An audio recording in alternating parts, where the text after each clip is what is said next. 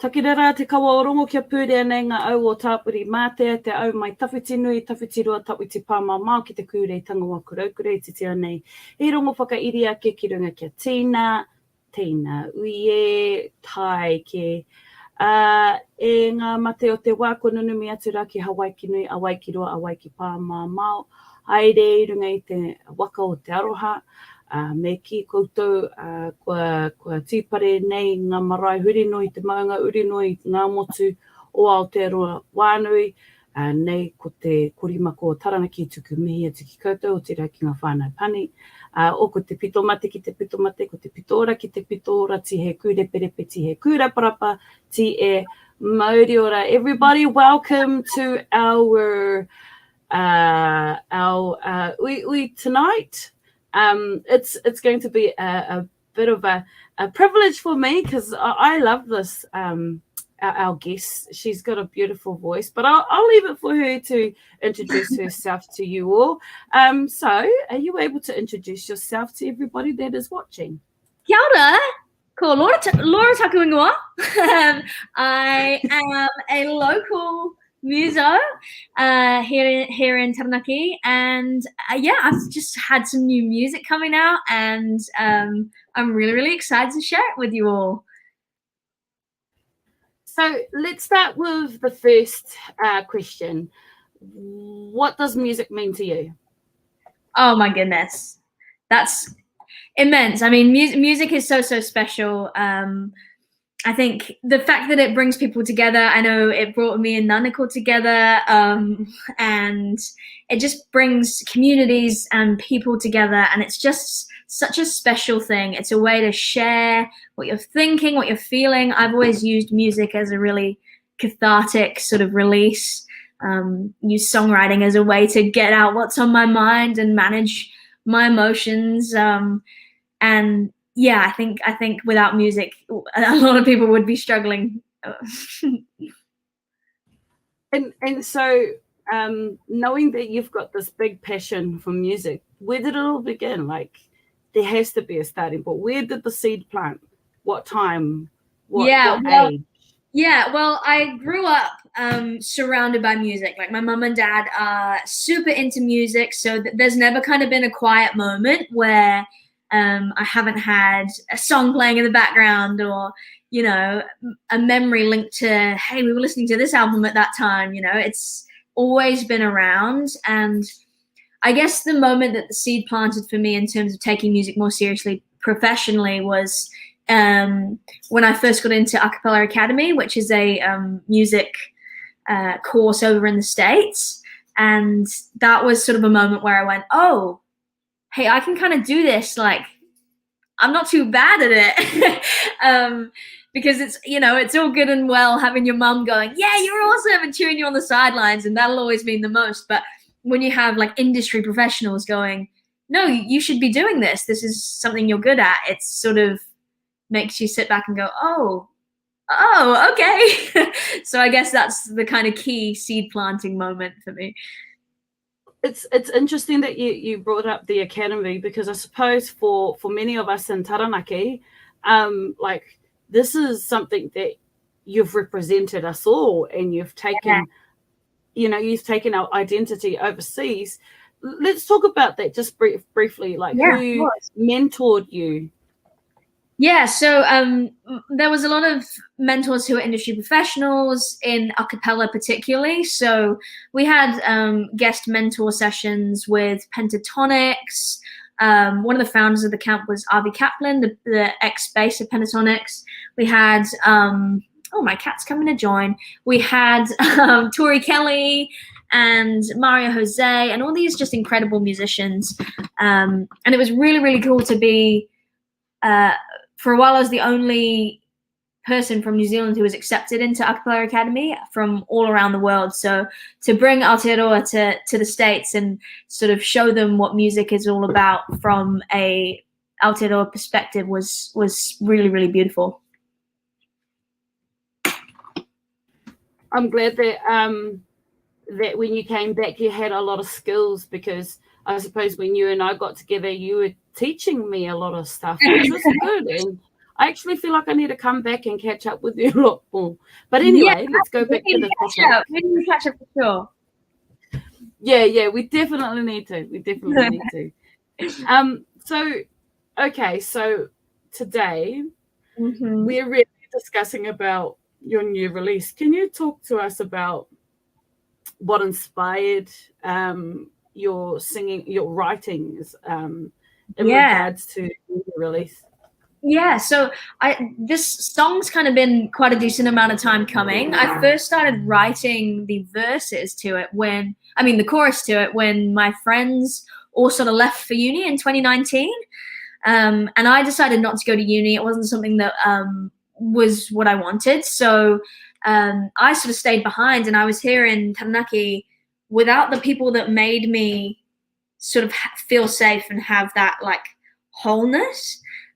So I started writing the choruses to Safety in Numbers about that, and then sort of parked it because as songs go, I didn't end up finishing it, and I sort of just parked it. And then in 2020, I moved to Wellington, and my lovely partner was still here in Taranaki, and we became long distance. So I once again sort of had that feeling of like, oh, the person who gives me this like safety in numbers sort of idea is gone, and now I feel isolated and alone, and I just can't wait to see them again. And it's sort of that longing for that really, really close friendship or love or connection with another person.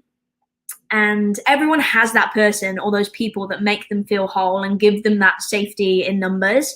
So it was sort of written about that. And then when I moved back to New Plymouth, I started recording it, doing pre-production with Graham Waller, and then recording it with Sam Johnson at Rhythm Ace in Owakura. And yeah, it's sort of been a long time coming, but now it's finally out, and people are loving it so far, which is amazing. It's so lovely. So, like, when it comes to composing songs like this one, do you let the lyrics guide you, or do you let melody, or is it just like each situation is completely different? Oh, I'm not one to write down lyrics and go, okay, these are the lyrics, now I come up with the melody. And I'm not really one to go, okay, this is the melody, now I'm coming up with the lyrics. It sort of happens simultaneously for me. I'll sit down and figure out chords, and then the melody and lyrics sort of come at the same time. I actually was lying in bed scrolling through my previous like voice recordings, because that's how I do it. I just record voice recordings onto my phone while I'm writing. And I found the writing session for Safety in Numbers, and it was so interesting to listen back to now that you know how the song goes and what it is in its completion. Going back to those like 15-20 minute long writing sessions where you're sort of going, come on, you're so close to what it's actually going to end up being, and hearing yourself sort of mumble the melody and what the potential lyrics could be. And it all sort of comes as one, and then I go back and just edit afterwards. So yeah, I've got a few versions of it, but the final version is definitely the best one in my opinion. And so with the whole rolling out the song, you know, media releasing, like giving everybody all that information, and do you find that is an easy process now? Because you've had a few songs. Well, you had one album. I know that was my favorite. So how did you feel through that? I think it's easy to underestimate the kind of work that goes into actually promoting a song, and like for me, the hard work starts once the song's out. You know, creating it and making it and recording it and all the mixing and mastering that you leave up to the experts. But writing it and singing it and being in the studio, to me, is the bit that comes naturally. That's what I love to do. It's what I'm good at. You know, that's the part that comes naturally. The part that's difficult for me is going, hey, everyone, pay attention to me. This is my song. Emailing people, hey, can I come on your show? Hey, can I have you playlist my song? Hey, can, you know, and just constantly promoting and talking about yourself and your song. And you have to be your biggest supporter.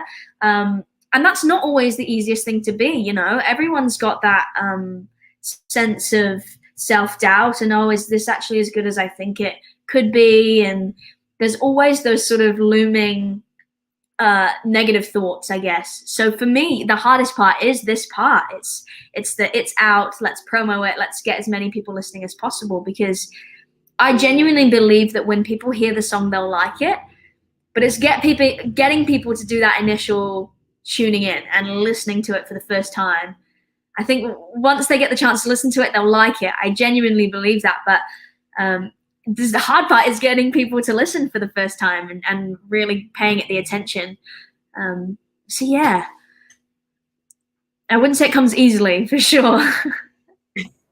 I think for me, because I've heard you actually sing a lot of your songs, it's not so much lyrics, it's actually a journey. Yeah. You know, it complements the moment. When I hear you sing, I know that you're going to take me on a journey. And I remember I felt like that when you sung Growing Pains. That song has always been one of my favorites. And I was like, yeah, I still get a little bit because of the story that you've given, like about that. But yeah, no. So I just want to congratulate you, my friend. We definitely need to catch up. I know you're busy. You've got a lot to do today. Yes. Any last kōrero that you would like to give to everybody that is watching? Oh, hey, I really appreciate you having me on the show and having a chat to me. I always love having a kōrero with you. And yeah, I guess for anyone listening or watching, I have social media at Laura Jane Music, and my website is www.laurajanemusic.co.nz, and you'll find all the listening links. It's on Spotify, it's on Apple Music, it's on Amazon Music, Tidal, all the things. If you hear it on the radio station, you can Shazam it. Wow, bing! Sorry. You can Shazam it. It's everywhere. So please stream it, listen to it. NZ Music Month is coming up, so it's a perfect time to support young Kiwi musicians. So I would really appreciate if you gave it a listen. That would be awesome. Well, I'm going to love and leave you, my friend. Give my love to Mum and Dad. Yes. I saw her the other day. Yeah. I saw her dancing away as I saw her. I was like, yeah, amazing. Awesome. For those of you who are watching, please go and have a look at her socials. Definitely recommend plugging her songs, giving it in, and just listen to the songs, listen to the journey. I swear you'll feel very connected to the lyrics. But thank you so much, Laura, and we'll catch up when we catch up. I appreciate the time. We'll see you later. Love you.